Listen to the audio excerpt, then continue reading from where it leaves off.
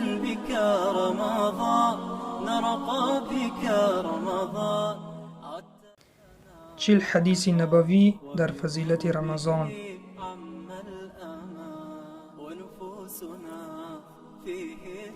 به نام عزت پاک با عرض سلام و ادب و احترام. از ابو هریره خداوند از او راضی باد روایت است که پیامبر صلی الله علیه و سلم فرمودند: شخصی که شهادت بر دروغ و عمل نمودن به آن را ترک نمی کند، خداوند نیاز به گرسنگی و تشنگی او ندارد. روایت احمد، بخاری، ابو داود و ترمذی.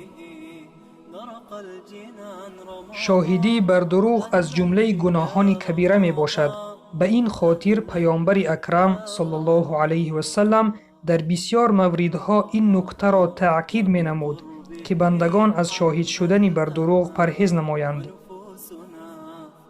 پیامبر خدا صلی الله علیه و سلم در این حدیث شریف نیز تأکید می نماید که هر کسی از شهادت بر دروغ و عمل نمودن به آن پرهیز نکند، خداوند به روزه داشتن او نیاز ندارد.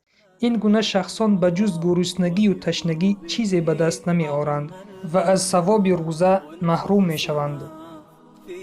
پس برادر و خواهر ایمانیم، با انجام دادن این گناه کبیره، این عمل زشت، روزه داشته خود را از دست مده.